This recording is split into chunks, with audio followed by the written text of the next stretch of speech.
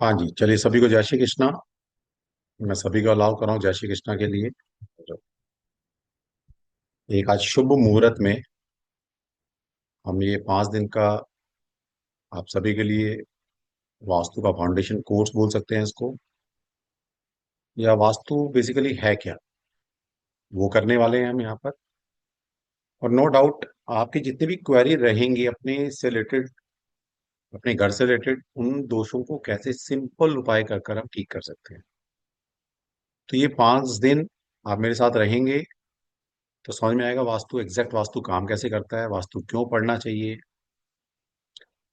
दूसरा, छोटे छोटे उपाय करके कैसे हम अपने घर के वास्तु दोषों को दूर कर कर अपने जिंदगी में प्रॉस्पेरिटी ला सकते हैं। तो ये अगले 5 दिन हम ये करने वाले हैं। तो सभी को मैं अलाउ करूंगा जय श्री कृष्णा के लिए। Yes, all are welcome. सभी को जय श्री कृष्ण। जय श्री कृष्ण। जय श्री कृष्ण सर। जय श्री जय श्री जय कृष्ण। श्री कृष्णा सर। कृष्ण। जय राधे श्री कृष्ण। कृष्ण। राधे सर, जय राधे श्री राधे। कृष्णा। राधे सर। जय राधे श्री कृष्ण। श्री राम। कृष्ण राधे सर। जय राधे। श्री कृष्ण। जय श्री कृष्ण सर। जय श्री कृष्ण। जय श्री जय श्री कृष्ण। राधे राधे जय श्री सर, कृष्ण। राधे राधे राधे। राधे राधे राधे राधे। राधे। सभी को राधे राधे। और आज सभी आप जानते हैं कि आज एक बहुत अच्छा दिन है, गणेश चतुर्थी है आज। तो आप सभी को गणेश चतुर्थी की बहुत बहुत शुभकामनाएं। और मैं ईश्वर से प्रार्थना करूंगा कि, क्योंकि गणेश जी को विघ्न हरता बोला गया है, तो सभी तरह के विघ्न आपकी जिंदगी से दूर चले जाएं।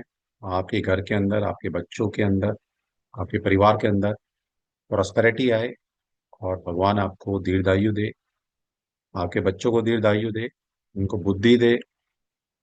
और क्योंकि गणेश जी ज्ञान के कारक भी हैं, तो आपको वो ज्ञान जो आप वोकल साइंस से सीखना चाहते हैं वो भी भगवान आपको। तो ये एक्स्ट्रो गैलेक्सी परिवार की तरफ से आप सभी को बहुत बहुत शुभकामनाएं। चलिए, तो अगले 5 दिन की जर्नी हमारी स्टार्ट रहेगी आप सभी के साथ। अब यहाँ पर 2 तरह के लोग हमारे साथ जुड़ेंगे अगले 5 दिन। एक वो जिसे कोई मतलब नहीं है, सर मेरा ठीक हो जाए बस, मुझे दुनिया से कोई लेना देना नहीं। उनके भी काम की चीजें रहेंगी 5 दिन। जो ये चाहते हैं कि सर नहीं, मुझे तो अच्छा कंसल्टेंट बनना है। तो यहाँ पर एक फाउंडेशन आपको समझ में आएगी कि कैसे अपने आप को एक अच्छा वास्तु कंसल्टेंट आप कैसे बनाएंगे। और ऐसा हो सकता है कि आप में से बहुत सारे लोग इधर उधर वेबिनार में सुना हो कि वास्तु क्या होता है। तो वास्तु के मिथ भी हम डे टू डे क्लियर करेंगे, और कितने तरह का वास्तु होता है ये सब हम आपको बताने वाले हैं। ठीक है, तैयार हो? चलिए, तो मुझे थोड़ा सा गाइडेंस मिल जाए आपकी तरफ से कि कितने लोग इसको कमर्शियली सीख कर अपना या दुनिया का भला करना चाहते हैं, वो हैंड रेज कर लें। ताकि मेरी अप्रोच क्या रहेगी मुझे फिर वो देखना है। सीखने वाले ज्यादा लोग होंगे तो मैं उस हिसाब से अगले 5 दिन पढ़ाऊंगा आपको। और ज्यादातर लोग सिर्फ सर मुझे अपना बता दो बस, वैसे रहेंगे तो फिर मैं उस पर ज्यादा फोकस करूंगा। तो आप सभी मुझे मेरा सहयोग दें प्लीज, ताकि मैं परसेंटेज एक निकाल पाऊं। मेरे से सीखे किसी और से डजेंट मैटर। वो मैटर नहीं है कि अभी कोर्स में करना है, मेरे से सीखना है, वो अलग बात है। वो आपकी चॉइस है कि मेरे से पढ़ना है, किसी और गुरु से पढ़ना है, अभी पढ़ना है, बाद में पढ़ना है, वो बात की बात है। लेकिन मैं ये जानना चाहता हूँ कि मेरे साथ जो ऑडियंस है बैठी है, मेरी फैमिली बैठी है, उनमें से मैक्सिमम लोगों का माइंडसेट क्या है। ओके, ताकि मैं वो एक बैलेंस बना के चलूं ताकि सबका फायदा हो। ठीक है, तो हमारे यहाँ लगभग 40 से 50 लोग ऐसे हैं जो सीखने में इंटरेस्टेड हैं। बाकी अ, अभी 150 के आसपास हमारे साथ स्टूडेंट हैं, यानी कि 100 लोग ऐसे हैं जो सिर्फ अपना उपाय जाने थे। डेफिनेटली मैं दोनों को एक बैलेंस बना के चलूंगा। जो लोग सिर्फ अपने लिए आए हैं उनको भी बेनिफिट मिलेगा इस कोर्स से, बिल्कुल मिलने वाला है। और जो लोग वाकई में एक अच्छा कंसर्न बनना चाहते हैं तो yes, I am with you. भगवान ने जितनी नॉलेज दी है, गुरु का जो आशीर्वाद मुझे प्राप्त हुआ है, वो डेफिनेटली आपको एज इट इज मिलेगा। ठीक है, चलिए, धन्यवाद आप सभी का। आपका जो इस तरह का एक सपोर्ट मिलता है तो पता लगता है कि क्या करना है। ठीक है, ठीक है, अभी कोई हैंड रेज ना करे प्लीज। चलिए, अभी कोई हैंड रेज ना करे प्लीज। Thank you. ओके, हमारे बीच में कोई ऐसा है जो बिल्कुल वास्तु नहीं जानता, बिल्कुल भी, मतलब पता ही नहीं उसको कुछ है क्या, ये भला क्या है वास्तु, कोई है हमारे बीच में ऐसा जो बोला सर मुझे तो कुछ नहीं पता वास्तु के बारे में? बहुत बढ़िया। ठीक है, बहुत बढ़िया। चलिए, क्योंकि हम हमेशा स्टार्ट करते हैं नारी शक्ति से, तो मैं अंजलि जी को इनवाइट करूंगा कि अंजलि जी, आपको नहीं पता वास्तु क्या होता है, बिल्कुल नहीं पता आपको वास्तु क्या नहीं sir, good evening sir, Radhe Radhe. होता है। सर, केवल सुना है सर, वास्तु ऐसे जान माने क्या चीज है नहीं जानते हैं। लोग बोलते हैं कि वास्तु के हिसाब से घर होना चाहिए, नॉर्थ ईस्ट कोना में मंदिर होना चाहिए, पूजा घर होना चाहिए, बस सुनी सुनाई बात है सर। ऐसे वास्तु के बारे में मुझे कोई ऐसा नॉलेज नहीं है कोई नहीं। तो सबसे पहला क्वेश्चन अंजलि जी आपके दिमाग में ही आता है कि अगर मैं बोलूं कि भाई अंजलि जी वास्तु पढ़ना चाहिए, जी। तो आप ये बोले सर मैं वास्तु क्यों पढूं, इससे पढ़कर मुझे क्या फायदा होने वाला है, या मैं अगर सीख भी लूं तो मैं दूसरों की जिंदगी में क्या, इस साइंस को सीखकर क्या उनकी जिंदगी में क्या बदलाव कर पाऊं, है ना, या अपने लिए क्या फायदा, मुझे, मैं क्यों पढूं। तो किसी भी शास्त्र को, किसी भी टॉपिक को क्यों पढ़ना चाहिए? सर, इससे एक पॉजिटिविटी मिलती है। जैसे घर के लिए वास्तु जो होता है, उससे घर में पॉजिटिविटी आती है, घर में प्रॉस्पेरस आएगा। और जब हम कैसे आएगा, कैसे आएगा? वास्तु में सर जो आप बताएंगे उसके हिसाब से हम ये करेंगे तो उसके बाद आएगा सर। अभी हम जो मेरा जैसे मेरा घर है, तो मुझे वास्तु के बारे में जानकारी नहीं है। आप जैसे बताएंगे, मान लीजिए कुछ उसमें एडिशन कर सकते हैं, क्योंकि घर तो नहीं मतलब बदला जा सकता है, लेकिन कुछ आप जो बताएंगे, कुछ उपाय बताएंगे, तो कुछ एडिशन करेंगे तो उससे हो सकता है कि हमारे घर में और ज्यादा खुशी आ जाए, और ज्यादा पॉजिटिविटी आ जाए, हमारे घर के लोग आपस का सबका हेल्थ अच्छा रहे। मतलब उससे हर हर चीज रिलेटेड है सर, हम जहां तक ये समझते हैं। और जब ठीक, हम अपना करेंगे सर, तो फिर बाद में सोचेंगे कि हम दूसरे का भी भला करें। मतलब ठीक, सीखने का बहुत उद्देश्य यही है सर। बहुत बहुत अच्छी सोच है आपकी, और एक अच्छी नीयत भी आपकी दिखती है। बहुत बढ़िया, यस। बहुत बढ़िया। चलिए, अब हमारे बीच में कौन ऐसा है जिसको वास्तु आता है? मैं परीक्षा नहीं ले रहा भाई, मैं भी तुम्हारे जैसा हूं। मतलब जिसको वास्तु, चाहे फ्री का पढ़ा, पैसे से पढ़ा, 1 रुपए से पढ़ा, लाख रुपए से पढ़ा, जो भी पढ़ा, वो हैंडल्स कर ले। देखिए, मेरी क्लास ऐसी इंटरेक्टिव होती है ताकि आपको सीखने को बहुत कुछ मिलता है। और मैं हमेशा एक बात कहता हूँ कि मैं साइंस का स्टूडेंट हूँ, नॉन टेक्निकल बात ना मुझे समझ में आती ना मैं करता। और मैं, मेरा भी वक्त कीमती है और मेरे से ज्यादा आपका कीमती है। तो मैं अगर कोई कहानी भी सुना रहा हूँ, कोई हैंडल्स करा रहा हूँ, कोई टॉपिक पे डिस्कस कर रहा हूँ, कोई वोट करा रहा हूँ, तो इसके पीछे कुछ मोटिव होता है मेरा। ठीक, चलिए, तो मैं अलाउ करूंगा, रजनीश जी को अलाउ करूंगा। रजनीश जी बताइए।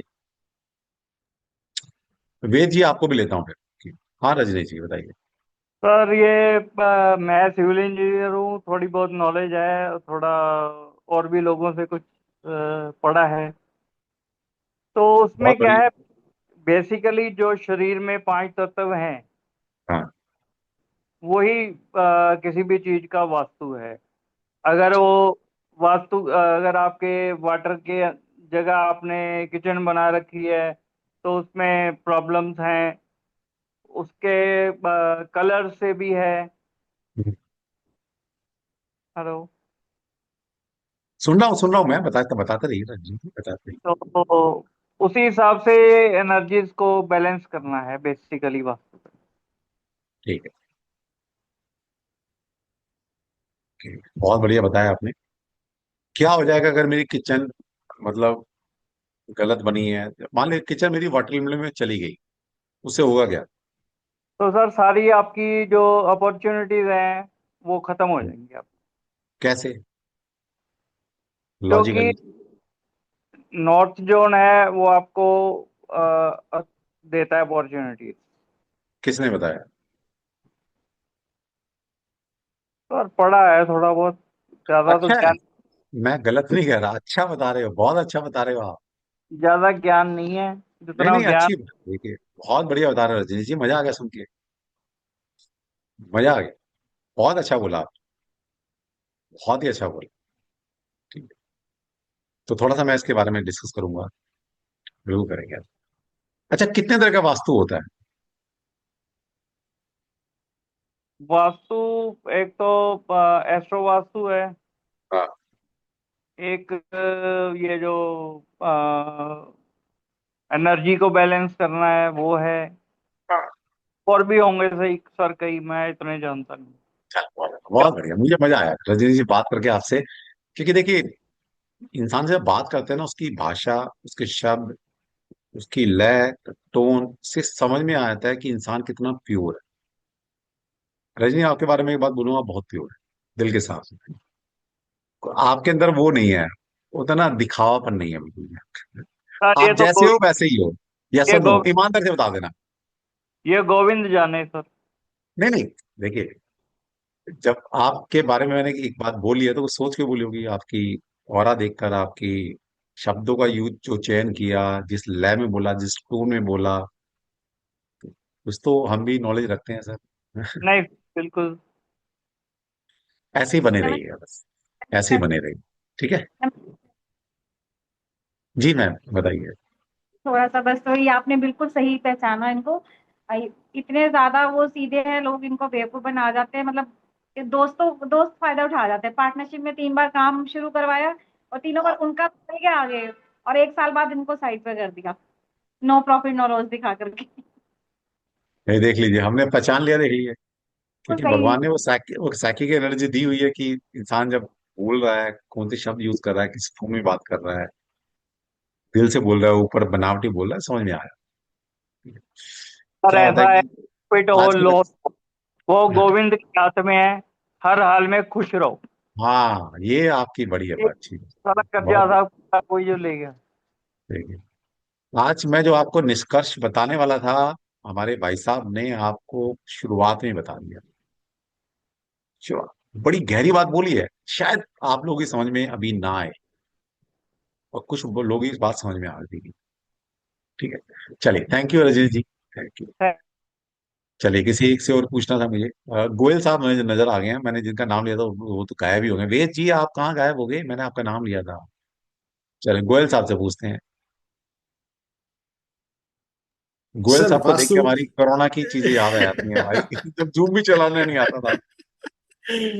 Sir vastu is basically aligning yourself with the energies. जो भी एनर्जी है, मान लीजिए बरसात आ रही है तो छतरी, हाँ। वो सामने रोशनी आ रही है, आपके फेस पर रोशनी आ रही है तो आपने फेस दूसरी तरफ कर लिया। आपको ठीक है। किताब पढ़नी है तो रोशनी किताब पर आए। अपने आप को एनर्जी, जो नेचुरल एनर्जीज है, जो नेचुरल फोर्सेस हैं, उनके हिसाब से आपको अलाइन कर लें, दैट इज द बेस्ट। और नहीं अलाइनमेंट हो सकता है तो उसके लिए फिर जो भी रेमेडीज हैं, कोई कलर रेमेडी है, कुछ जो भी, भाई अगर धूप आ रही है तो कर्टेन लगा लिया आपने, ये भी एक रेमेडी है। ठीक बात। तो ठीक है। सिमिलरली जो नेचुरल फोर्सेस के साथ में अपने आप को अलाइन कर ले, so that hmm. Minimum power wastage हो और मैक्सिमम पीस ऑफ रिसोर्सेज हो। ये बेसिक है बहुत मेरे हिसाब से तो। बहुत बहुत बहुत। ठीक है ना सर? देखिए, यही यही फर्क है। जब एक नॉलेजेबल पढ़े लिखे बच्चे, पढ़े लिखे लोग इस फील्ड में आएंगे, तभी इस फील्ड का उद्धार होगा। ठीक है। और जो वास्तु है वो प्योर टेक्निकल बेस्ड है, ये बता दूं आप। कैसे है, अभी डिस्कस करेंगे आप सभी। बहुत बढ़िया गोयल साहब, बहुत बढ़िया बताया आपने। Thank you sir, thank you. चलिए। अच्छा गोयल साहब, कितने तरह का वास्तु होता है ये भी थोड़ा बता दो, सुना हो, पढ़ाओ कहीं, क्या वास्तु क्या है, मतलब कहाँ से स्टार्ट होता है वास्तु ये, और कितने तरह का वास्तु हो सकता है? नहीं सर, इसके ऊपर मैं कोई नहीं आइडिया? बता पाऊंगा, नहीं। इसलिए मैंने बोला था, जो वास्तु पढ़ के आए हैं, वो हैंड रेज करें। जिनको वास्तु पता है, पढ़ कर आए हैं कहीं से, प्लीज वही हैंड करें एक बार, बाकी सब डाउन कर लें। हाँ जी, सीमा जी बताइए, कितने तरह का वास्तु होता है? अच्छा, सीमा जी ने भी हैंड डाउन कर लिया। वेद, हाँ जी वेद जी, मैं ढूंढ रहा था आपको, वेद जी कहाँ गए वेद जी? अरे भाई फिर गायब हो गए वेद जी। वेद जी आप गायब हो जाने वाला। चलिए प्रगति जी, और जो मेरा स्टूडेंट ना हो ये ध्यान रखे, मेरा स्टूडेंट ना हो। प्रगति बताइए, क्योंकि आज हमारा बेस बन रहा है ये। अगर ये नहीं सीखा तो फिर नहीं समझ में आएगा। जय श्री कृष्ण सर। जय श्री कृष्ण, बताइए प्रगति। सर वास्तु 3 से 4 प्रकार की रहती है, जैसे कि रेसिडेंशियल, हाँ, इंडस्ट्रियल, कमर्शियल और टेम्पल वास्तु। ठीक है, बहुत बढ़िया। और सर आपका नेक्स्ट क्वेश्चन था कि वास्तु जो सीख के आया, तो सर एक्चुअल में मेरा थोड़ा बेसिक क्लियर है, क्योंकि सर एक्चुअल में हमने अभी घर बनाया तो वो पूरा वास्तु वगैरह सब देख के बनाया था। तो उसमें थोड़ा बहुत ध्यान में आया मेरे कि क्या क्यों यहाँ पे होना चाहिए, क्यों नहीं होना चाहिए वगैरह थोड़ा बहुत। पर बहुत सर बहुत आपको सीखना चाहती हूँ मैं पूरा। चलिए, कोई बात नहीं। बहुत बढ़िया, चलिए अब मैं बताता हूँ, है ना। बाद में लेंगे क्वेश्चन आंसर, कोई बात नहीं। आज हमारा फर्स्ट डे है तो कम पढ़ेंगे, लेकिन जितना पढ़ेंगे अच्छा पढ़ेंगे, क्योंकि आज वैसे भी गणेश चतुर्थी है तो बहुत सारे लोग अपने गणेश जी की पूजा में बिजी होंगे आज, तो इसलिए बहुत सारे स्टूडेंट नहीं आ पाए, तो उनको उन्होंने बहुत सारे मैसेज आए, सर आज हम ज्वाइन नहीं कर पाएंगे। तो कोई बात नहीं, जो लोग ज्वाइन नहीं कर पाएंगे तो ये यूट्यूब पर जाएगा, वहां से इन्फॉर्मेशन मिल जाएगी आपको, और फिर कल से हमारा रेगुलर रहेगा। ठीक है, तो शुरुआत करते हैं थोड़ा सा। लेकिन अच्छा लगा जितने लोग कनेक्ट हुए, दिल से कनेक्ट हुए। और एक्स्ट्रो गैलेक्सी वो प्लेटफॉर्म है जहां पर आपको एक ऑथेंटिक नॉलेज मिलती है, यहाँ पर कोई किया कराया नहीं होता। यहाँ पर कोई ऐसा मिराकल नहीं सिखाते हैं कि भाई ये कर लो मिराकल हो जाएगा, छप्पर पड़ जाएंगे। ऐसा होता नहीं है। ठीक है, चलिए कोई बात नहीं। तो मैं एक स्लाइड के माध्यम से स्टार्ट करूँ।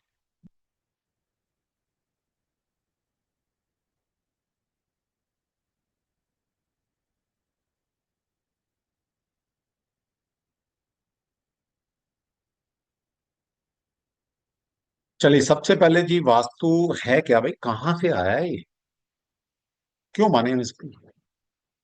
कोई वास्तु फेक तो नहीं है, वास्तु कोई मैन मेड चीज तो नहीं है। तो इसके लिए जानने के लिए आपको थोड़ा सा हिंदू संस्कृति की तरफ रुख करना पड़ेगा और वहां से चीजें निकालनी पड़ेगी। तो आप सभी जानते हैं कि हमारे 4 वेद हैं। और ऋग्वेद चारों वेदों में सबसे ओल्डेस्ट वेद, सबसे पहला वेद जो लिखा गया वो है ऋग्वेद। अब यहाँ तक वो नहीं जाएंगे हम कि इसमें क्या चीज होती है, ठीक है मैंने लिख दिया थोड़ा सा, लेकिन वहां तक नहीं जाएंगे कभी। कुछ कुछ क्लासेस हमारी, कुछ स्पिरिचुअल क्लासेस चलती हैं जिसमें हम भगवत गीता पढ़ाते हैं, जिसमें अभी रामायण से रिलेटेड कुछ चीज चल रही हैं। अगर इन डेप्थ इनके बारे में और जानना चाहते हैं तो उन क्लासेस को ज्वाइन करें, वो फ्री ऑफ कॉस्ट है, उसका कोई पैसा चार्ज नहीं लेते। और अगर वहां पर कुछ चार्ज लिया जा रहा है या आपको कुछ एनर्जी एक्सचेंज के माध्यम से कुछ चीजें बताई जा रही है, तो चाहे वो आपसे 2 रुपये हम ले रहे हैं तो वो किसी चैरिटी में जाता है, या आपको हमने पैसा नहीं लिया और हमने बोला भाई हमने आपको ये चीज नॉलेज दी तो इसके बिहाफ पर आप कुछ गाय के लिए कुछ कर देना, गरीबों के लिए कुछ खाना खिला देना, जो भी है एक्स वाई जेड हम बताते हैं वो कर देना बस। ठीक है, तो इन सब चीजों के लिए हम पैसा चार्ज नहीं करते, नॉर्मली नहीं करते 90%। तो 4 वेद है हमारे। पहला वेद है ऋग्वेद, फिर दूसरा है सामवेद, यजुर्वेद और अथर्ववेद, ये 4 मेन वेद है हमारे पास। और इन्हीं चार जो वेद है हमारे पास, इनके 4 ही उपवेद हैं। तो ऋग्वेद का जो उपवेद है दैट इज आयुर्वेद। आयुर्वेद में मेडिसिन आप समझते हैं, तो deal with the principle of holistic health, include medicine, diet and surgery. मतलब किसी भी तरह की, चाहे वो स्पिरिचुअल हमने कनेक्ट करा कर आपकी हेल्थ को ठीक करना है, चाहे मेडिसिन देनी है, चाहे सर्जरी करनी है, सब कुछ इसी के अंदर आता है।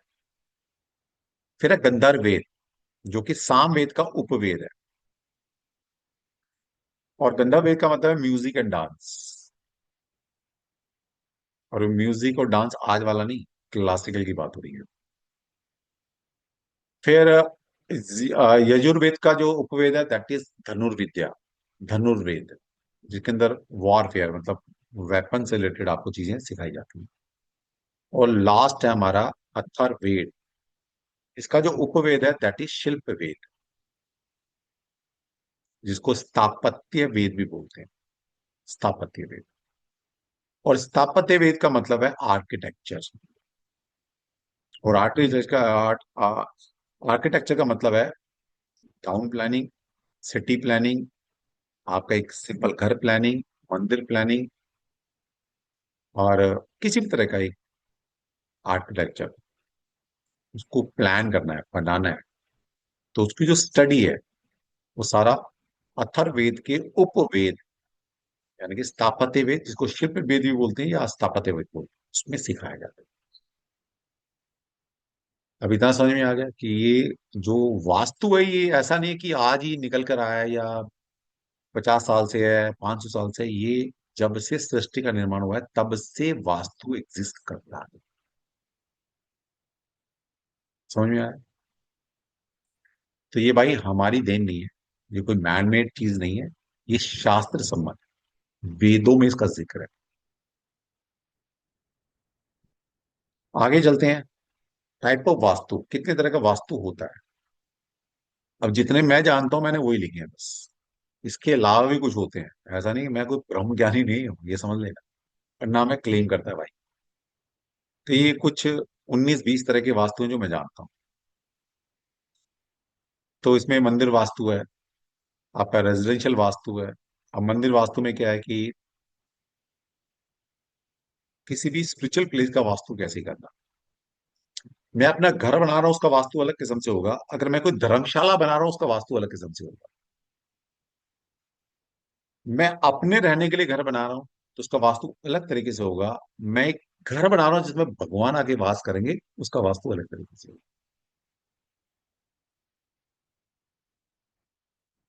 गर्भगृह कहाँ बनेगा, गर्भगृह के अंदर जो मेन डोर है वो कितने साइज का रहेगा, गर्भगृह के अंदर जो मूर्ति रहेगी उसका स्ट्रक्चर क्या रहेगा, उसका बेस क्या रहेगा, हर एक चीज एक प्लान तरीके से की जाती है। और आपको जानकर हैरानी होगी कि पत्थर भी मेल और फीमेल होते हैं। मुझे माँ दुर्गा की स्टैचू बना के बनाना है, या मुझे श्री राम का या हनुमान जी का स्टैचू बनाना है, पहले देखना पड़ेगा कि पत्थर, मेल पत्थर से मेल डाइटीज को स्क्रप्चर या एक स्टैचू बनाया जाता है, और फीमेल पत्थर से फीमेल गॉडेस या हमारी देवी का स्कल्पचर या स्टैचू बनाया जाता है। पता है? नहीं पता। लेकिन अब कौन सीखने आएगा? ठीक है, तो मंदिर वास्तु। फिर रेजिडेंशियल वास्तु के अंदर हम हमारा अपना मकान जहां पर एक इंसान का वास होता है, वहां कोई कमर्शियल एंगल नहीं है, मुझे रहना है वहां, उसका वास्तु है, वो दैट इज रेजिडेंशियल वास्तु। फिर है कमर्शियल वास्तु। कमर्शियल वास्तु के अंदर जितनी भी तरह की कमर्शियल एक्टिविटीज हैं जिसमें हम सामान बेचकर अपना घर चला रहे हैं। और फिर इंडस्ट्रियल वास्तु जहां पर हम प्रोडक्ट को मैन्युफैक्चर कर रहे हैं। फिर है लाल किताब वास्तु, फिर है प्रश्ना वास्तु, फिर है एस्ट्रो वास्तु, फिर है प्रेडिक्टिव वास्तु, फिर है पायरा वास्तु, फिर है आयुर्वेदा वास्तु। जैसे अभी संदीप भाई ने बोला, गोयल साहब ने बोला कि जैसे हमारे 5 तत्व हैं, ये पूरा ब्रह्मांड 5 तत्वों से बना है, हमारी बॉडी 5 तत्व से बनी, हमारा घर 5 तत्व से बना है, ये पूरा संसार 5 तत्वों से बना है। ठीक है, तो हमारी बॉडी में क्या है? वात पित्त कफ, या 5 एलिमेंट, या 7 एनर्जी सेंटर। तो जिस तरह हमारे घर के अंदर पांचों तत्वों को बैलेंस किया जाता है, इस तरह हमारी बॉडी के अंदर भी 5 तत्वों को बैलेंस किया जाता है। तो जैसे घर का वास्तु करना है तो दैट इज रेजिडेंशियल वास्तु, और मुझे अपनी बॉडी का वास्तु ठीक करना है, दैट इज आयुर्वेदा वास्तु। कब खाना, क्या खाना, किस वक्त के अंदर कौन सा आ, वात पित्त कफ में कौन सी एनर्जी कब आपको एक्टिवेट ज्यादा रहती है, तो दैट इज आयुर्वेदा वास्तु। आपकी बॉडी का वास्तु इज आयुर्वेदा वास्तु। फिर केपी वास्तु है, अष्टांग वास्तु है, ये मतलब ज्योतिषीय टर्म्स है। तो जियो वास्तु है, निमरो वास्तु है, फेंगशी वास्तु है, महा वास्तु है, इंटीरियर डिजाइन वास्तु है, आयर्य वास्तु है, मुहूर्त वास्तु। और एक आध मैं दिमाग में नहीं आ रहा था कौन सा और वास्तु मैं जानता हूँ, तो 20 तरह के वास्तु को मैं जानता हूँ। ठीक है। तो वास्तु के मिथ क्लियर किए कि कहाँ से है भाई, वेदों से लिया गया है ना। कितने तरह के वास्तु होते हैं, जितने तरह के आप सोच नहीं सकते उतने तरह के वास्तु हो सकते हैं। अब हर तरह के वास्तु का मतलब है, वास्तु बना है वस्त धातु से। तीन तरह की चीजें हैं, धातु, मूल और जीव। तो जो वास्तु शब्द बना है वो वस्त धातु से बना है। और वस्त का मतलब है कि इस सृष्टि में, इस पृथ्वी पर कहीं भी कोई भी जीव वास करता है यानी कि रहता है, वहां पर वास्तु अप्लाई होता है। जहां पर कोई भी जीव रहता है, मैं जीव की बात कर, इंसान की बात नहीं, मैं जीव की बात कर रहा हूं। ठीक है। तो वहां तक वास्तु इम्प्लाई, मतलब एप्लीकेबल है। अब चार तरह के वर्ण है, ब्राह्मण, क्षत्रिय, वैश्य और शूद्र। यानी कि एक इंसान को हम जब कैटेगराइज करते हैं कमर्शियल एंगल से कि भाई तुम क्या करते हो, तुम क्या करते हो, तो यहाँ पर ब्राह्मण, क्षत्रिय, वैश्य और शूद्र, यहाँ पर कर्मों के अनुसार है, ये ध्यान रख लेना। यहाँ पर कोई जात पात नहीं है। किसी भी क्लासिकल लिटरेचर ने कभी भी जात पात को रिकमेंडेशन दिया ही नहीं। अब मैं ब्राह्मण, क्षत्रिय, वैश्य, शूद्र कह रहा हूं, यहाँ पर आपकी एक्टिविटी के अनुसार है, आप किस तरह का कर्म करते हैं, तो आपकी कैटेगरी। और तो इसका मतलब सारे प्रोफेशन या हम सभी लोग इन्हीं चार कैटेगरी से बिलोंग करते हैं। और चारों कैटेगरी के लोगों के लिए वास्तु अलग अलग है। अभी चर्चा करेंगे, 5 दिन बिल्कुल डिकोड करूंगा आपको, बहुत सारी चीज सीखे जाएंगे। ठीक है। तो चार तरह के वर्ण है, वर्ण। वर्ण मतलब categories of people. Types of Karma, किस तरह के कर्म है, चार तरह के कर्म है। संचित कर्मा, प्रारब्ध कर्मा, आगामी कर्मा, क्रियमान कर्मा। ये कर्म की थ्योरी को समझ में आगे, समझ में आएगा वास्तु क्यों जरूरी है। और ये सारी चीजें कोई बताने वाला नहीं है, ये भी बता। और 90% तो वास्तु का मतलब पता है क्या आज की डेट में, वो ऑरा स्कैनर सीख लिया, वो एक टूल लेके घूमते हैं ऑरा स्कैनर, बस वास्तु बन गई। भाई मतलब अगर इतनी समझ आप में है कि और एक ऑरा स्कैनर सीख लो, अब वास्तु की बात नहीं करते, वो कहते हैं ऑरा स्कैनर सीख लो, तुम ज्योतिष भी, न्यूमरोलॉजी भी, हीलिंग भी, चक्रा भी, वास्तु भी, सब कुछ सीख जाओगे। 3 दिन का कोर्स कर लो, 2 दिन का कोर्स कर लो, ऑरा स्कैनर पकड़ना सीख लो, चलना सीख लो, और आप ज्योतिषी भी बन गए, आप कलर थेरेपिस्ट भी बन गए, आप क्रिस्टल और हीलिंग और ये मॉडलिटी बनाने वाले भी बन गए, आप वास्तुकार भी बन गए। भाई तुम्हें इतना पता है तो ऋषियों ने जो विद्या लिखी है, इतने सारे ग्रंथ लिख कर गए हैं वास्तु के ऊपर, वो भी एक बता जाते कि भाई कलयुग के अंदर एक टूल डिजाइन होगा।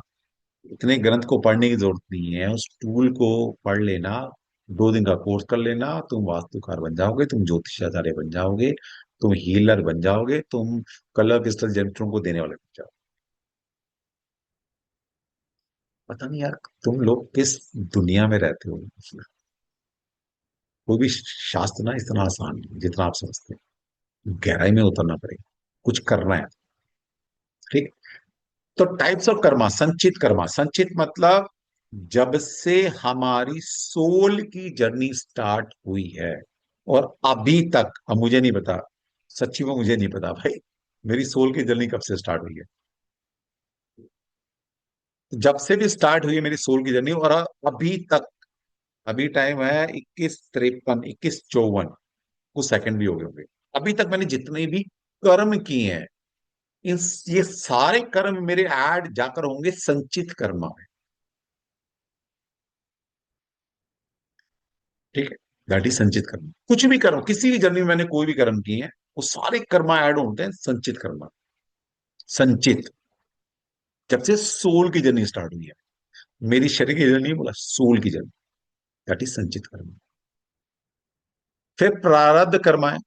प्रारब्ध कर्मा मतलब अभी मैंने मनुष्य योनि में जन्म लिया, मैंने क्या लिया, भगवान ने वही भेज दिया।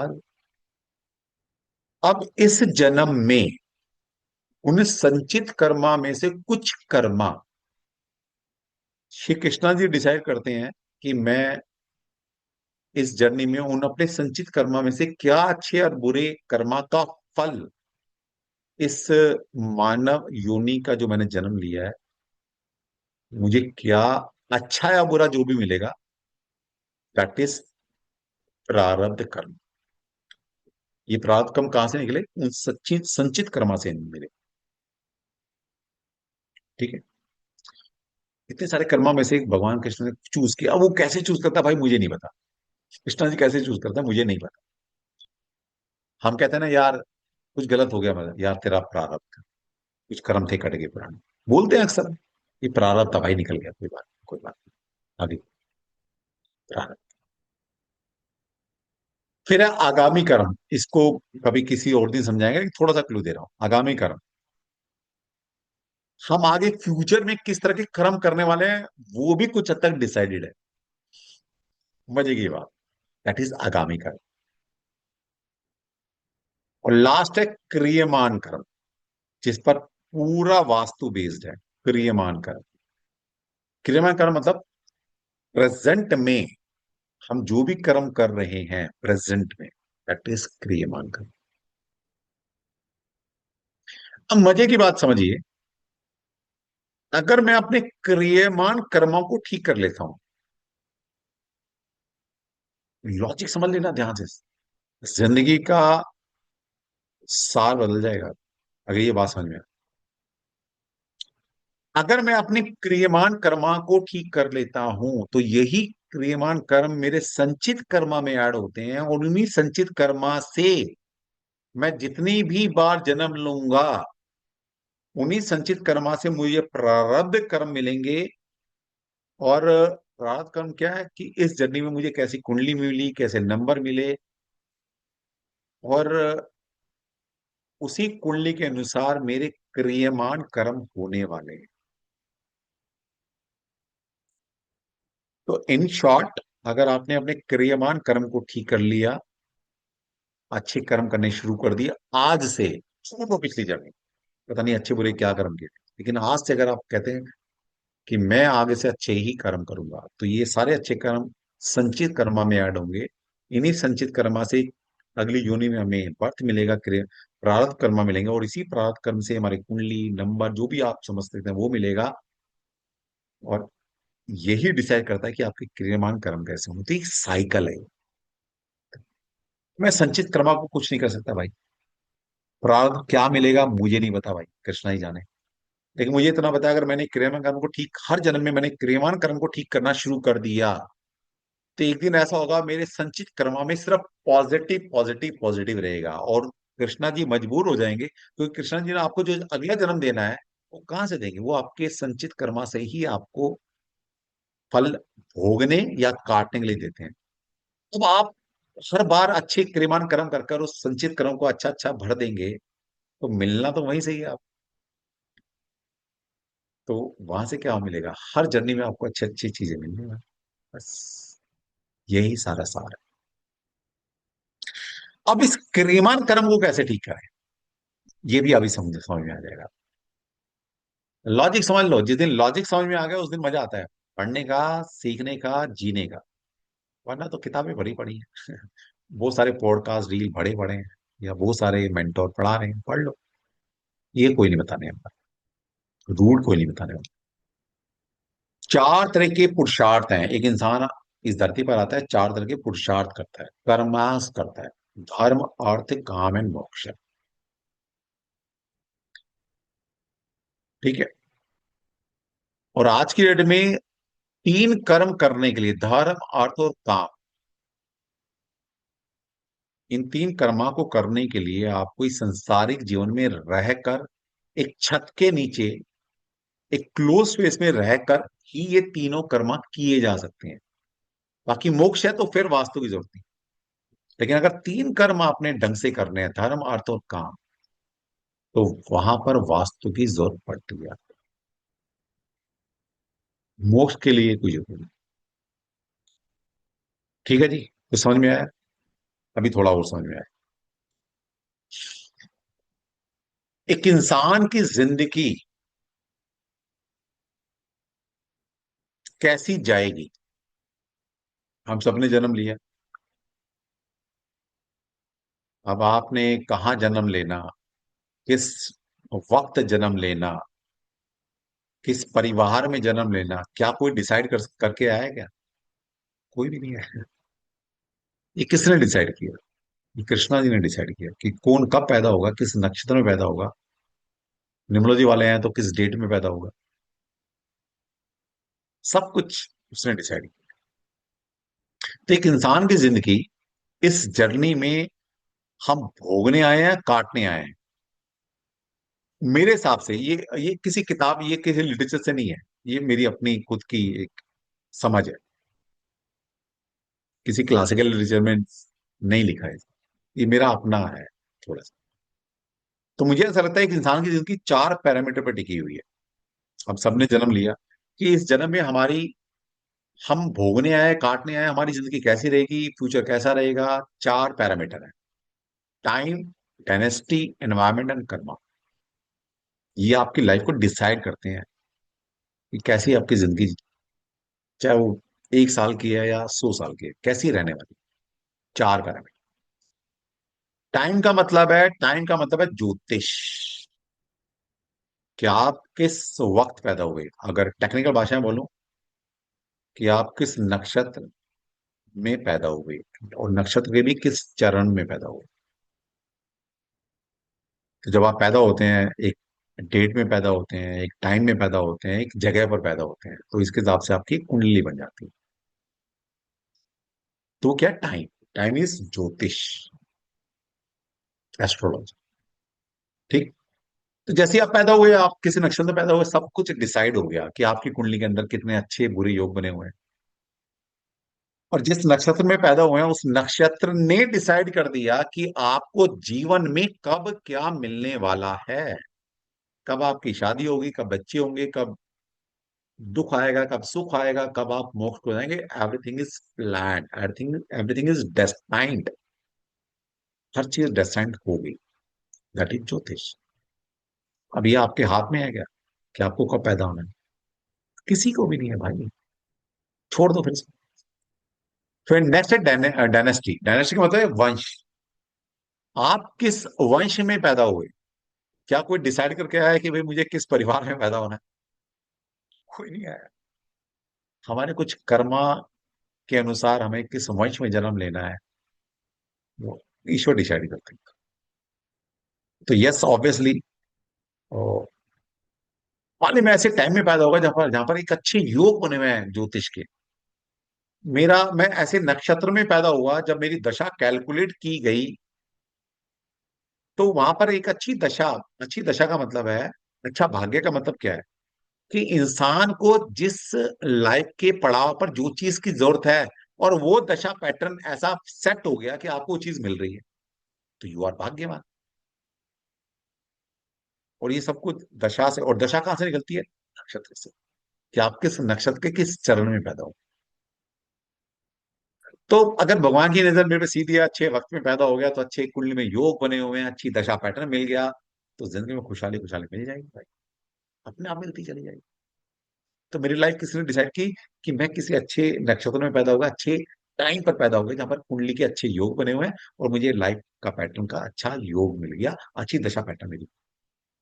और ये ईश्वर के हाथ। फिर दूसरा क्या, चलो मेरे मैं अच्छे टाइम में पैदा नहीं हो पाया, मेरे हाथ में था नहीं, लेकिन भगवान की मेहर कुछ अच्छी रही, मैंने कुछ अच्छे कर्म किए होंगे, मुझे अच्छी फैमिली में भेज, अच्छे वंश में भेज दिया। जैसे इसका मैं एग्जांपल हमेशा देता हूँ भाई, कोई कांग्रेस से तो बुरा नहीं मानना, मैं समझाने के लिए बोलता हूँ। मेरा किसी से कोई, मैं, ठीक है, मैं पर्सनली किसी पार्टी को सपोर्ट करता हूँ, लेकिन वो मेरी पर्सनल राय है। लेकिन जब मैं पढ़ाता हूँ तो मेरे लिए सारी पार्टियां एक जैसी हैं। अगर मैं कुछ समझा रहा हूँ किसी के लिए, तो वो सिर्फ किसी को ऊंचा नीचा दिखाने के लिए, सिर्फ एक एग्जाम्पल के माध्यम से। तो जैसे मैं एक ही एग्जाम्पल देता हूँ, राहुल गांधी। मेरा बहुत अच्छा, मैं मुझे बहुत अच्छा लगता है वो इंसान। उसके जैसा मस्त इंसान पूरी दुनिया में कहीं नहीं है। आप समझ लीजिएगा कि राहुल गांधी ऐसे वक्त में, ऐसे नक्षत्र में पैदा हो गया, उसकी कुंडली में बुरे से बुरे योग बने हुए हैं, मान लेते हैं एक बार। उसका दशा पैटर्न भाई उससे ज्यादा खराब कोई नहीं हो सकता, लेकिन उसके, उसने जिस वंश में जन्म लिया, जितने भी कुंडली के बुरे से बुरे योग बने हो, जितने भी उसकी दशा खराब चल रही हो, उसका क्या बिगड़े हो, क्योंकि उसके वंश ने उसको संभाल रखा है। वंश। अब उसकी कुंडली में चाहे धन योग है नहीं है, राजयोग है या नहीं है, वो प्रधानमंत्री बने ना बने, वो राजा है आज, वो प्रधानमंत्री मान लो उसको तुम। क्या कमी है भाई? रुपए पैसे की कोई कमी नहीं, इज्जत की कोई कमी नहीं, लाखों करोड़ लोग उसके पीछे हैं। कांग्रेस, कांग्रेस पार्टी है, नहीं पुरानी पार्टी। देखिए बुरा नहीं माना कोई कांग्रेस से, तो यार मैं पहले ही आ चुका हूं, मैं समझाने के लिए बता। एक सुब्रमण्य स्वामी का मैंने एक इंटरव्यू पढ़ा था, सुब्रमण्य स्वामी मतलब द ग्रेट इंसान, आज भी है, कितने बड़े, मतलब एक लॉ का एक अपने आप में वो बेंचमार्क है। उसने बोला था राहुल गांधी के आगे से, उसके पीछे से सरनेम से गांधी हटा लो, अगर उसका रेज्यूमे पियोन के लिए भी आता तो मैं उसको रिजेक्ट कर दूंगा। और आप सभी लोग भी एक बार मान के चलो, कोई बुरा नहीं मानना यार, मतलब मैं तो उसका कोट कह रहा हूँ। चूंकि वो गांधी परिवार में पैदा हो गया, तो भाई आज प्रधानमंत्री बनने के वो सबसे अपोजिट पार्टी का सबसे प्रमुख दावेदार है। ऐसी कौन सी खासियत आपने देखी उसमें? गांधी हटा दो एक बार, फिर डिसाइड करो कि क्या वो प्रधानमंत्री बनने लायक है। नहीं। उससे स्कॉलर, उससे पढ़े लिखे, उससे इंटेलिजेंट, उससे नॉलेजेबल करोड़ों लोग इस हिंदुस्तान में आपको मिल जाए, करोड़ों लोग मिल जाए। मैं उस राहुल गांधी की ना तो बेइज्जती कर रहा, ना मैं कह रहा कि वो लेट डाउन है, कुछ नहीं। ठीक है, वो अपनी जगह बहुत बढ़िया हो सकता है, लेकिन उससे ज्यादा स्कॉलर, उससे ज्यादा इंटेलिजेंट, उससे ज्यादा डेडिकेशन, उससे ज्यादा देशभक्ति वाले लोग इस धरती पर, इस हिंदुस्तान में करोड़ों लोग मिल जाएंगे। फिर उन करोड़ों लोग को छोड़कर आप राहुल गांधी को क्यों प्रधानमंत्री बनाना चाहते हो? क्योंकि वो गांधी परिवार है, यानी कि वंश। समझ में आ गया? तो पहली चीज, टाइम जो मेरे हाथ में नहीं है भाई, मेरी जिंदगी कैसी जाएगी पहले से डिसाइडेड है, कि मुझे दुख सुख क्या मिलेगा इस धरती पर आकर। दूसरी डायनेस्टी यानी कि किस वंश, वंश ने डिसाइड किया कि मैं दुख भोगूंगा सुख भोगूंगा, वंश ने डिसाइड कर लिया। तीसरी चीज है एनवायरमेंट। एनवायरमेंट को समझिए आप, जैसे हमारे बड़े बुजुर्ग क्या कहते हैं, संगत। क्या बोलते हैं हम? जैसी संगत वैसी रंगत, जैसा खाओ अन्न वैसा बने मन, जैसा सोचोगे वैसा हो जाओ। अभी मतलब क्या है इनका? बहुत गहरी बात है, लेकिन हम समझते हैं हमारे जो बड़े हैं वो बेचारे अनपढ़ हैं, कितना क्लास, कभी स्कूल नहीं गए, कॉलेज नहीं गए। भाई तुम्हारे से ज्यादा अकल थी उनमें, ये समझ लेना। अगर किसी को ऐसी गलतफहमी है ना कि तुमने रिसर्च करी, तुम आज पीएचडी बन गए, तुम आईएएस ऑफिसर बन गए, तुम ये बन गए, वो सिर्फ तुम्हारी देन है। बेटा ये वहम जितनी जल्दी हो सके मिटा देना। ठीक है, ये जो तुम आज इंटेलिजेंस अपने आप में, अगर मैं बोलूं मैंने इतनी सारी विद्या पढ़ ली, मैं 20 तरह का वास्तु जानता हूँ, मैं 10 तरह की ज्योतिष जानता हूँ, मैं ये मैं वो, तो भाई मेरा अपना कुछ नहीं है, ये मेरे डीएनए से आया है। यानी कि मेरे पूर्वजों ने कुछ अच्छे कर्म किए होंगे, वो इतने इंटेलिजेंट रहे होंगे, क्योंकि उन्हीं के डीएनए से मैं बना हूं। तो उनसे ज्यादा मेरी नॉलेज नहीं हो सकती। मैं जो हूं आज उनकी वजह से। तो पहले तो ये सोचना बंद कर दो। ठीक है, तो आज जो हमें अपने पूर्वजों की, अपने डीएनए की वजह से, तो जो अपनी इंटेलिजेंस बुद्धि आई ना, उन्हीं की वजह से आई। ठीक है। एनवायरमेंट, संगत, जहां आप मैक्सिमम टाइम व्यतीत करते हैं, जिन लोगों के साथ आप बैठते हैं, दैट इज एनवायरमेंट। बहुत बड़ा रोल प्ले करता है कि आपकी संगत कैसी है, आपका एनवायरमेंट कैसा है, आप किन लोगों के बीच में रह रहे हो, किस जगह रह रहे हो, उससे आपकी सोच बदलती है। एनवायरमेंट बहुत बड़ा रोल प्ले करता है, जैसी संगत वैसी रंगत, बहुत बड़ी बात है। और मैं इसका एग्जांपल देता हूं। आप सभी लोग एक एक इमेजिन करो अपनी जिंदगी में कि ऐसे कौन से 10 लोग हैं जिनसे आप इन्फ्लुएंस होते हो, जिनको रूटीन फॉलो करते हो, जिनसे बातें करते हो, जिनसे डेली में कम्युनिकेशन होता रहता है आपका, या जो आपके नियर डियर यार दोस्त हैं जो भी है, एक लिस्ट बना लो। 10-15 जो भी है, किसी के 10 हो सकते हैं, किसी के 5 हो सकते हैं, किसी 20 भी हो सकते हैं, एक एवरेज मैंने ले लिया 10। उनकी एवरेज थॉट, उनकी जो थॉट प्रोसेस है, मतलब जिस तरह की नेचर बिहेवियर उनका, वो एवरेज नेचर बिहेवियर आपका होगा। उनकी जो सोच है एवरेज सोच, वो सोच एवरेज सोच आपकी होगी। और मजे की बात, जिसको प्रैक्टिकली प्रूव किया जा सकता है, उनकी एवरेज इनकम आपकी एवरेज इनकम लगा लो, उनकी एवरेज इनकम लगा लो, उतनी ही एवरेज इनकम आपकी होगी। जैसी संगत वैसे तुम, जैसा एनवायरमेंट वैसे आप बन जाओगे। और चौथा है कर्मा। कर्म, किस तरह के कर्म आप कर रहे हैं। जैसे मोदी जी हैं, जब उनकी कुंडली को एनालाइज करेंगे तो ऐसा नहीं कि उनकी कुंडली में बड़े राजयोग धनयोग बने हैं। कुछ नहीं बना भाई। जब ज्योतिष पढ़ाएंगे बता देंगे। कोई ऐसा नहीं कि उनकी कुंडली ऐसी है कि भाई उनकी कुंडली को देखकर किसी ने पहले बता दिया प्रधानमंत्री बनेंगे, बिल्कुल नहीं। कोई ऐसा कोई बहुत बड़ा योग नहीं बना है कि जो भाई उन्हीं की कुंडली में बना है, किसी और की कुंडली में है ही नहीं, ऐसा नहीं। नो डाउट उनकी जब दशा 2000 से स्टार्ट हुई है, कुछ ऐसी चीजें उनकी कुंडली में हैं जिन जिनको हम नेग्लेक्ट नहीं कर सकते। उन योगाज ने, उन उन दशा पैटर्न ने और सही वक्त पर सही दशा ने उनको सपोर्ट किया है, नो डाउट। लेकिन ऐसा नहीं कि उन्हीं के पास है वो बाकी, वो योग करोड़ लोगों की कुंडली में बने हुए हैं। ठीक है। और ऐसा भी नहीं कि ये बहुत अच्छे वंश में पैदा हुए, गरीब परिवार में जन्म लिया। ऐसा भी उनको एनवायरमेंट बहुत अच्छा मिला भाई, वही मिडिल क्लास का लोअर मिडिल क्लास या लोअर क्लास में उनकी एनवायरमेंट रहा। लेकिन कर्म, कर्म कर्म से इंसान बहुत सारी चीजें बदल सकता है। और श्री कृष्णा ने भी गीता में बोला है कि कर्म प्रधान है, कर्मों से हम बहुत चीजें, सारी चीजें को काफी हद तक हम चीजों को ठीक कर सकते हैं कर्मों से।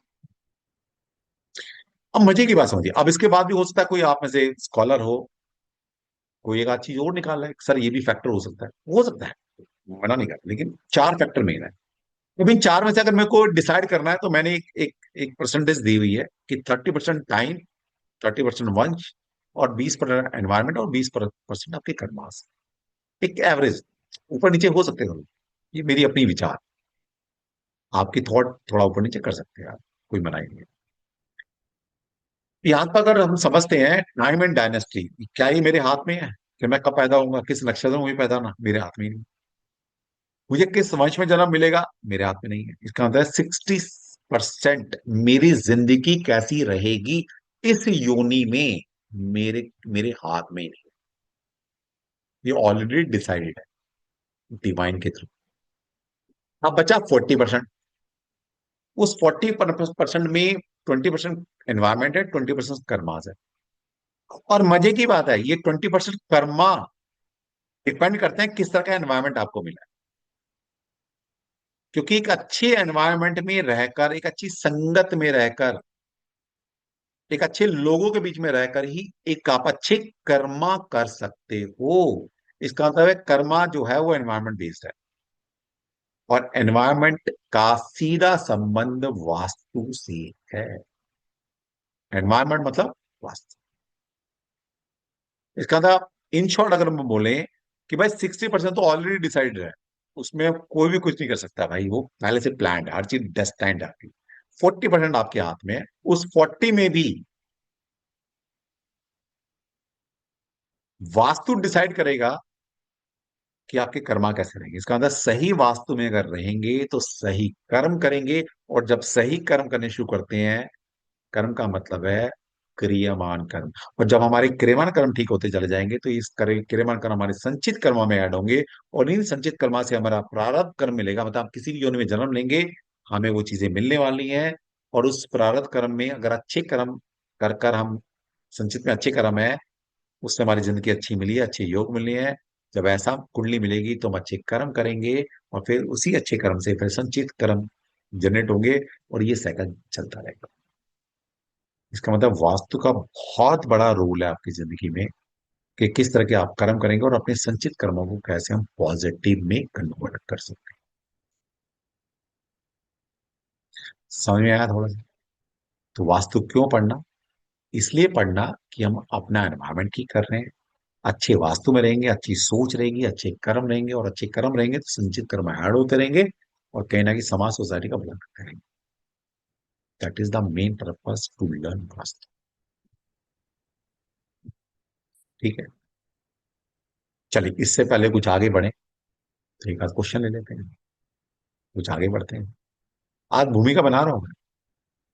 अच्छा, सबसे पहले कोई ईमानदार से, आज तक किसी ने ये चीजें बताई आपको, किसी और प्लेटफॉर्म, किसी यूट्यूब पॉडकास्ट रील से सुनने को मिला? ईमानदारी से, जिसने पहले किसी और प्लेटफॉर्म या किसी से सुना तो प्लीज आप हैंड रेज करके बता सकते हैं, सर उन्होंने भी बताया था, और कुछ चीजें एक्स्ट्रा बताइए तो आप भी सीख लेंगे यार। मैं तो लर्नर हूँ भाई, जहां से मिल जाए ले लो नॉलेज। चलिए, सुमन जी कह रही है इन्होंने शायद सुना है, कहीं से पढ़ा होगा, अच्छी बात है। कोई मैथ हो ना कि मैंने इजाद की है। हाँ, कुछ चीजें मेरी अपनी सोच की हैं। चलिए, मीना जी कह रही है, मीना जी ने हैंड रेज किया हुआ। हाँ जी, मीना जी बताइए। नमस्कार सर। नमस्कार। सर मैंने ये कर्मास के बारे में पढ़ा भी है, क्योंकि मैं रामायण ज्योतिष सीख रही हूँ ना, तो हाँ, उसमें सारा ये आया था, संचित कर्मा, प्रारब्ध और ठीक, क्रियामान कर्मा वगैरह। ठीक है। पढ़ा हुआ है ये वाला मैंने। और वैसे भी मैं राधा स्वामी, तो हमारे बाबा जी भी बहुत बताते हैं। नहीं नहीं, वो ठीक है, आपने अलग अलग पढ़ी। हम्म। मैं कह रहा हूँ वास्तु को कभी इस तरह से डिकोड किया, किसी ने बताया कि भी कैसे? नहीं, लेकिन आपने जो पढ़ाया, मैंने ये नहीं, मतलब किसी ने भी वास्तु पढ़ाया ना, वो डायरेक्ट ले आते हैं सीधा ही वास्तु पे। जो आपने जो एक प्रस्तावना कह लो, भूमिका कह लो, मुझे बहुत ही प्यारी लगी आपकी। ये मैंने बहुत अच्छा, मेरे को इंटरेस्ट होता है इसमें, क्लास में। हम्म। आपने ये नहीं सुना जो मैंने बताया? हाँ ठीक है, कर्मा थ्योरी बहुत सारे लोग जानते हैं। हम्म। मेरे से अच्छे हम्म। जानते हैं। हाँ जी जी। चलिए, बढ़िया, थैंक यू। हाँ जी, सुमन जी बताइए। सर आपने जो बताया बिल्कुल अनोखा सा है, क्योंकि हमने वास्तु भी अपने घर का कई बार कराया है, लेकिन ऐसा किसी ने भी नहीं बताया। और मैंने एक बार नहीं 10 बार कराया अपने घर का वास्तु, क्योंकि अभी सेप्टिक टैंक की प्रॉब्लम आती है हमारे घर में।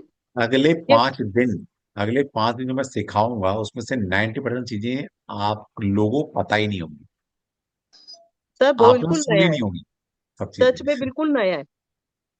Thank you. नया नहीं है मैडम, मैं कोई ऐसा नहीं, मैं कोई ऐसा ऋषि पैदा हूँ जो मैं नहीं, मतलब वास्तु से ये चीज कनेक्ट लाया करना तो बहुत अलग था। हूँ। बताएंगे, और भी बताएंगे चीजें इस तरह की। चलिए, थैंक यू। और चलिए, एक चीज सर, एक चीज और कहना चाहूंगी मैं, बताइए। मतलब कि जो ठहराव के साथ और एक गहराई के साथ आप जो पढ़ाते हो ना, माइंड ब्लोइंग, मुझे बड़ा अच्छा लगा। नहीं तो कई बहुत अग्रेशन में फटाफट से ये करो, फटाफट से ये करो, वो एक एक प्रोफेशनली, वो अच्छा नहीं लगता। बड़ा ही ठहराव के साथ पढ़ा है ना, बहुत अच्छा लगा। चलिए, धन्यवाद। वास्तु ये ठहर- अब ये ठहराव भी अगर आपने चाहिए आपके अंदर, तो करना क्या है? मुझे कहाँ से मिला, मैं तो देखो मूल बता रहा हूँ। कोई नहीं बताता कि भाई तुमने कहाँ से कमाया, कहाँ से पढ़ाई, तो कहाँ से आएगा? कृष्णा जी से आएगा। उसकी भक्ति, उनकी भक्ति करो, उनको मानो।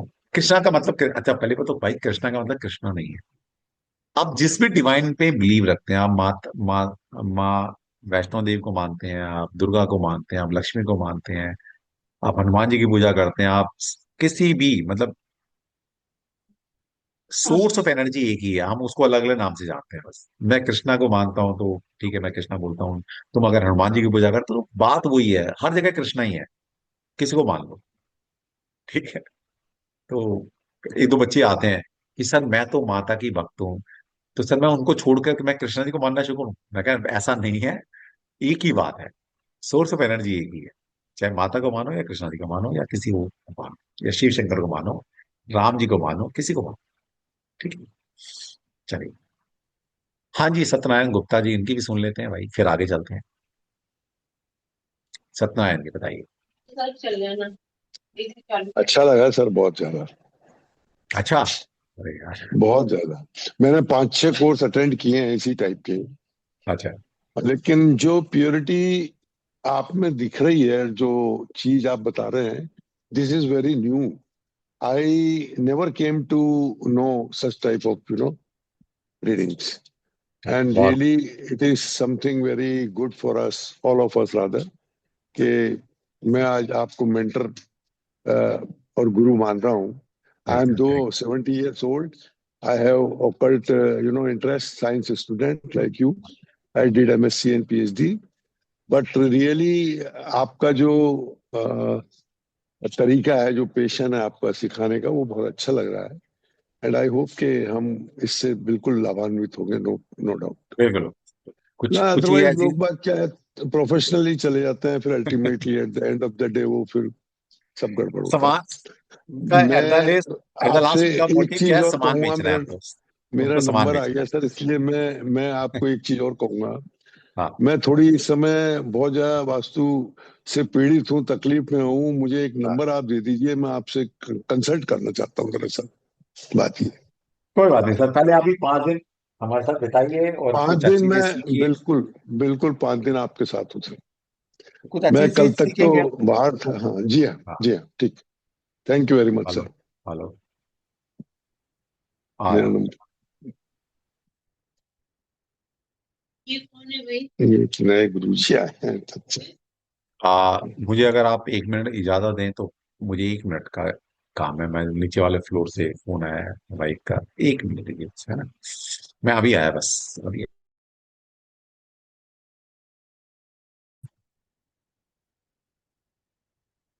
तो चलिए, थोड़ा सा आप सभी को आज समझ में आया होगा कि वास्तु है क्या, वास्तु क्यों पढ़ना चाहिए. तो अगर आप सभी लोग अपने संचित कर्मा को एक अच्छे गुड कर्मास उसमें ऐड करना चाहते हैं, वो तभी हो पाएगा जब आपके क्रियमान कर्म अच्छे होंगे. और क्रियमान कर्म कब अच्छे होंगे आपकी जिंदगी के? जब आप एक अच्छी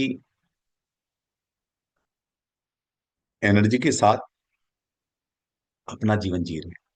और अच्छी एनर्जी का मतलब है एक गुड वास्तु, एक अच्छे वास्तु में रहकर अगर आप अपने क्रियमान कर्म को करते हैं तो यस डेफिनेटली मैं बोल सकता हूं कि आपके कर्म अच्छे ही होंगे. ठीक है.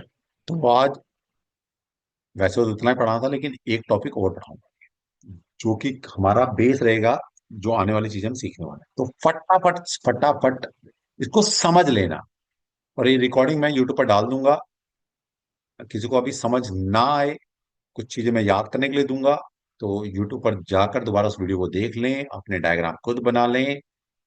और मैं मान के चल रहा हूँ, हो सकता है आप में से कोई स्कॉलर भी हो, लेकिन मैं मान के चलता हूँ कि मेरे साथ सारे स्टूडेंट ऐसे हैं, या एक भी स्टूडेंट मेरे पास ऐसा है जो अभी मेरे से सुन रहा है, उसको बिल्कुल कुछ नहीं आता, मुझे उसको भी साथ में लेके चलना है. ठीक है.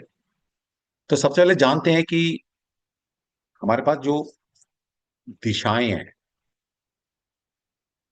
और मैं आपको शायद अगर रहा, आपने सपोर्ट किया तो कैसे दिशाओं को निकाला जाता है, एग्जैक्ट डायरेक्शन कैसे लेते हैं, उसमें मैप पर कैसे इम्प्लांट करते हैं, वो भी सिखा देगा. तो अगले 3 दिन हम रेजिडेंशियल वास्तु सीखने वाले हैं. फिर अगले 2 दिन मैं आपको सिखाऊंगा इंडस्ट्रियल कमर्शियल वास्तु कैसे किया जाता है. और फिर एक दिन एक्स्ट्रा मैं लूंगा जिसमें एस्ट्रो प्रेडिक्टिव वास्तु या प्रश्न वास्तु कैसे काम करता है. ठीक है. तो हो सकता है 5 दिन नहीं, ये 6 दिन का हो चला जाए, 7 दिन भी हो सकता है, 8 दिन भी हो सकता है. तो डिपेंड करता है कि आप कितने डेडिकेशन के साथ सीखना चाहते हैं. देखिए, गुरु का कुछ नहीं होता, शिष्य के ऊपर डिपेंड करता है कि वो गुरु से कितना निचोड़ सकता है. तो मैं तो अपने आप को ओपन कर दिया भाई, जितना मेरे से ले सकते हो ले लो. ठीक है. वो आपके ऊपर डिपेंड करता है कि आप कितना सपोर्ट कर रहे हैं. ठीक है. चलिए. तो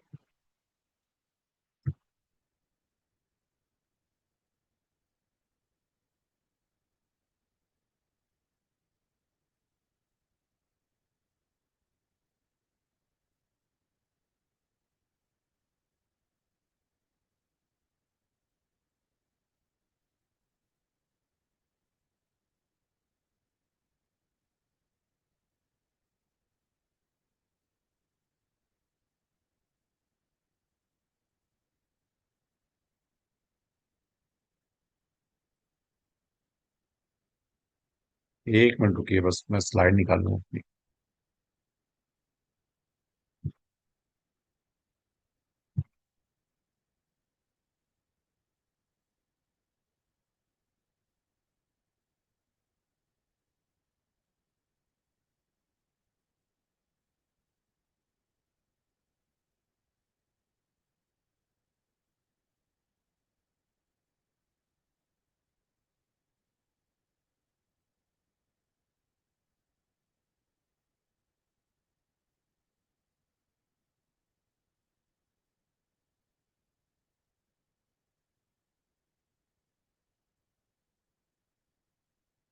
चलिए।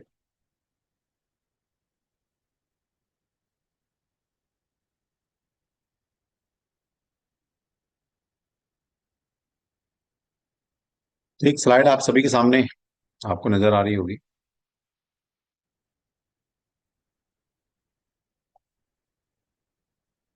तो जैसा कि आप सभी जानते हैं, हमारे पास चार मेन डायरेक्शंस हैं: ईस्ट, वेस्ट, नॉर्थ और साउथ। ये चार मेन डायरेक्शंस हैं, और चार ही हमारे पास डायगोनल डायरेक्शंस होती हैं, जिसको हिंदी में बोलते हैं विदिशा, और इंग्लिश में हम बोल देते हैं डायरेक्शन, मतलब कोऑर्डिनल डायरेक्शन या डायगोनल डायरेक्शंस। वो कौन सी है? जैसे आप सभी स्क्रीन पर देख रहे हैं, ईस्ट, वेस्ट, नॉर्थ और साउथ, ये चार मेन डायरेक्शंस हैं। और चार ही हमारे पास डायगोनल डायरेक्शंस हैं: north east, south east, south west और नॉर्थ वेस्ट। ये टोटल 8 दिशाओं पे मैक्सिमम काम किया जाता है वास्तु के अंदर। और दो डायरेक्शन और हैं, इनको भी हम वास्तु में यूज करते हैं, एक अपवर्ड और एक डाउनवर्ड। तो टोटल क्या है, 10 दिशाएं होती हैं। इसलिए आप देखिएगा, रावण के 10 सिर थे, उसको क्या बोला जाता है? दशानंद, यानी कि 10 दिशाओं का स्वामी। सोचो कितना बड़ा पावरफुल रावण रहा होगा, जिसने 10 दिशाओं पर रूल किया। दशानंद, 10 दिशाओं का स्वामी। ठीक है। तो टोटल 10 दिशाएं होती हैं, लेकिन मैक्सिमम जो काम है वो 8 दिशा पर किया जाता है। ओके। अब आपने आज क्या करना है, सिंपल, कि इन 10 दिशाओं के स्वामी ग्रह कौन है, किस दिशा में कौन सा प्लैनेट रूल करता है, और हर एक दिशा के अंदर एक देवता वास करता है। ये थोड़ा सा कल अगर अच्छा सीखना चाहते हैं तो इनको याद करके आ जाए। ठीक है, तो और अच्छा कल से, कल के बाद अच्छा सीख पाएंगे आप। तो कहां से स्टार्ट करते हैं? नॉर्थ ईस्ट से स्टार्ट करते हैं। नॉर्थ ईस्ट, तो जो नॉर्थ ईस्ट डायरेक्शन है, जिसको हम हिंदी में ईशान कोण बोलते हैं, तो यहां पर जो है जुपिटर एंड केतु, ये दो प्लेनेट रूल करते हैं, इस दिशा के स्वामी ग्रह हैं, रूल करते हैं इस दिशा पे। और भगवान शिव, जो एक अल्टीमेट क्रिएटिव एनर्जी है, वो इस दिशा में रूल करते हैं, यानी कि इस दिशा के स्वामी हैं। ठीक है, तो याद रखना। इसके बाद है ईस्ट डायरेक्शन, जो पूरब दिशा है, इसके जो स्वामी है प्लैनेट के अंदर, वो है सूर्य महाराज, सन। और जो देवता रूल करते हैं इस दिशा में, वो है इंद्र। ये थोड़ा सा पढ़ के आ जाना, फिर और अच्छा समझ में आएगा। मैं लॉजिकली बताऊंगा यहाँ पर आपको कि कहाँ पर क्या चीज गलत बने तो उसके रिजल्ट क्या आएंगे। तो वास्तु जो है प्योर लॉजिकल है। ठीक है, ऐसा नहीं कुछ भी, हर चीज के मतलब है। करेंगे डिस्कस। तो याद रखना है कि पूर्व दिशा के में कौन सा देवता रूल करता है, दैट इज इंद्र। और प्लैनेट के अंदर कौन रूल करता है? सूर्य। तो एक छोटा सा एग्जांपल मान लीजिए, सिंपल है कि मान लीजिए अगर आपका ईस्ट खराब हो जाए, कैसे होता है थोड़ा डिस्कस करेंगे क्लास में। लेकिन एक क्वेश्चन है कि अगर आपका ईस्ट डिस्टर्ब है, खराब है, खराब कई तरह से होता है, तो आपकी जिंदगी में क्या चीज की कमी रहेगी? अब भाई, सिंपल लॉजिक है वास्तु का, कि जहां पर जो वायलेशन करोगे, इसका मतलब उस दिशा से जो आपको मिलने वाला है, क्या मिलेगा इससे? भाई, ईस्ट में कौन है? सूर्य और इंद्र देवता, यानी कि सूर्य और इंद्र की ब्लेसिंग मेरे घर में नहीं आ रही। Simple logic. कभी किसी तरह का फॉल्ट या किसी किसी भी तरह का वॉयलेशन अगर मैंने ईस्ट में किया, उसके क्या रिजल्ट मुझे मिलेंगे? कि भाई, वहां पर जो प्लैनेट रूल करता है, जो देवता रूल करता है, उसकी ब्लेसिंग मेरे घर में नहीं आ रही। तो सूर्य और इंद्र की ब्लेसिंग आपके घर में नहीं आ रही, या डिस्टॉर्टेड फॉर्म में आ रही है, मतलब कम आ रही है। सिंपल।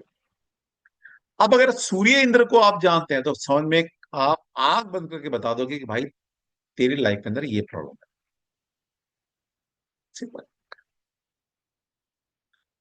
अब सबसे पहले इंद्र क्या है, इंद्र को समझ लो। अब भाई, इंद्र है देवताओं का राजा। अब भाई किसी ने तो इंद्र को सभी देवताओं का राजा बनाया होगा, इंद्र राज बनाया, तो कुछ तो क्वालिटी इंद्र में होंगी। इंद्र का मतलब है पूरी सभी तरह के देवी देवताओं को एक ड्यूटी असाइन करना और उनसे काम करवाना। और यहां पर सूर्य भी रूल करता है। सूर्य क्या है? सूर्य राजा। तो इसका समझ में आ गया कि भाई अगर ईस्ट में किसी भी तरह का वायलेशन हमने किया हुआ है, तो सिंपल एक शब्द तो हम बोल ही सकते हैं जिसके घर में ये प्रॉब्लम होगी, कि उस घर का जो मुखिया है वो परेशान रहेगा। उस घर में जितने भी लोग रहते हैं उस मुखिया की बात नहीं सुनने वाले। सिंपल।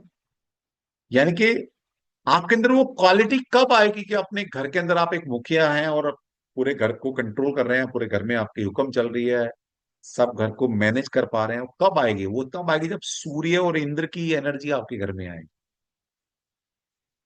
तभी तो वो एनर्जी आपको आएगी भाई।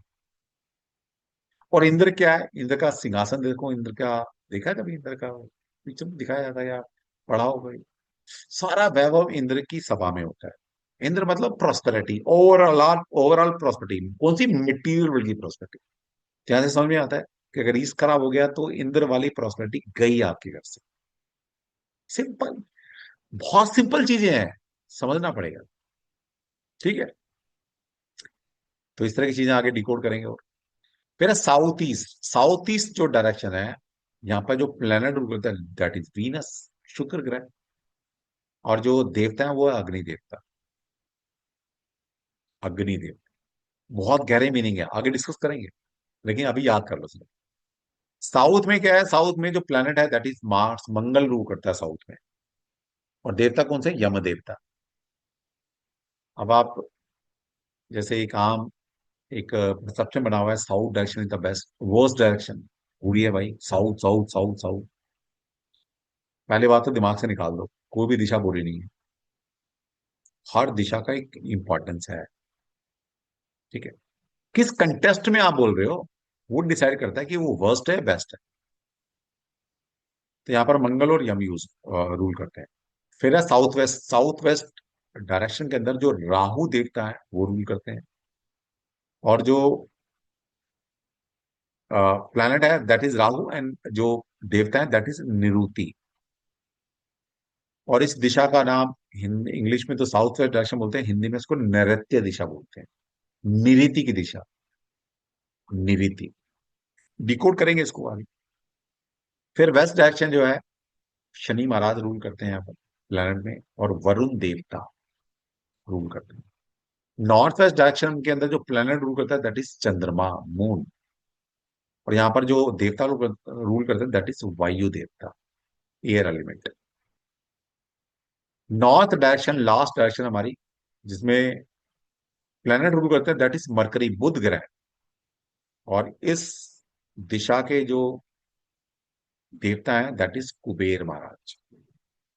तो ये टोटल 8 दिशाएं होगी, 2 दिशाएं हो रहा है हमारी अपवर्ड। अपवर्ड डायरेक्शन के अंदर जो प्लैनेट रूल करता है दैट इज जुपिटर। जुपिटर क्या? एक्सपेंशन का कारक है, एक्सपैंड करता है। वो आकाश इज एक्सपैंड। और जो देवता रूल करते हैं दैट इज ब्रह्मा जी। और डाउनवर्ड जो डायरेक्शन है उसमें जो प्लैनेट रूल करता है दैट इज सैटर्न, शनि महाराज। और यहाँ के जो देवता है वो है वासुकी। इसलिए देखिएगा जब भी आप मकान बनाते हैं, है ना, करके नींव खोदते हैं, तो एक पूजन करते हैं वहां पर हम, है ना। और उस पूजन में हम क्या नींव खोद रहे हैं, पहली शिला रख रहे हैं, फाउंडेशन रख रहे हैं, पिलर खड़ा कर रहे हैं। तो उसके अंदर वो रिचुअल करते हैं, हम वो सारी चीजें रखते हैं, लेकिन उसके नाग नागिन का जोड़ा रखते हैं। क्यों रखते हैं?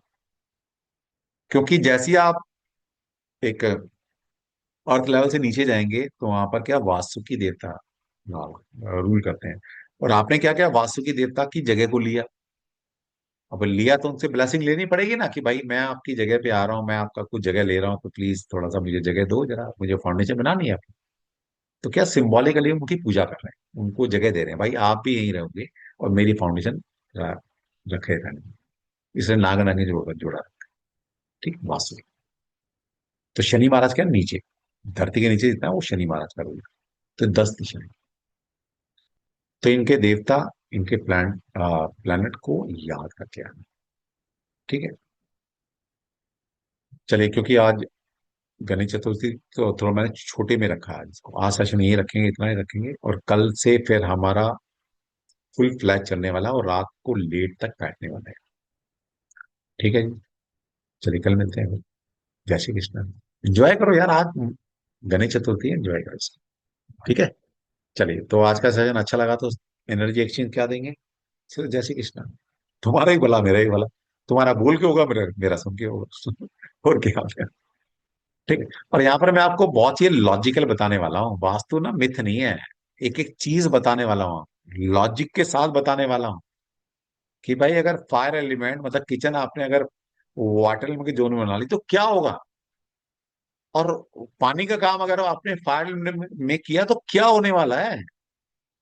हर चीज लॉजिकल है। वास्तु इज प्योर लॉजिक पे काम करता है, साइंटिफिक है पूरा। चलिए, चलिए, बड़ा करे सबका। और आज तो कृष्णा उसका गणेश जी का दिन है, एंजॉय करो, नॉलेज लो। भगवान आपके घर से सारी दुख दुविधाएं विघ्न हर ले आज के दिन, और आपको सद्बुद्धि दे, और आप लोग इतनी बुद्धिमान बने और हिंदुस्तान को वर्ल्ड की सबसे बड़ी पावर बनाए। क्योंकि मैं देशभक्त बहुत ज्यादा हूँ। हिंदुस्तान है तभी तो हम हैं।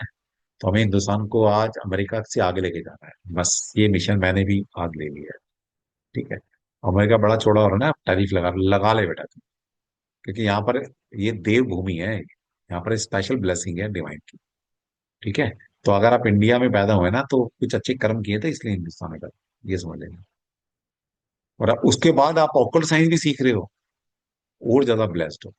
ठीक है, चलिए, all the best, thank you, जय श्री कृष्णा। कल मिलते हैं, same ID same password same time. चर्चा को आगे बढ़ाएंगे, कुछ नॉलेजेबल चीज सिखाएंगे। जय श्री कृष्णा। जय श्री कृष्ण जय सर। श्री जय श्री कृष्णा, जय कृष्ण श्री सर। कृष्णा, जय श्री कृष्णा, जय श्री कृष्ण। जय श्री कृष्णा, कृष्णा सर, जय श्री कृष्णा, राधे राधे।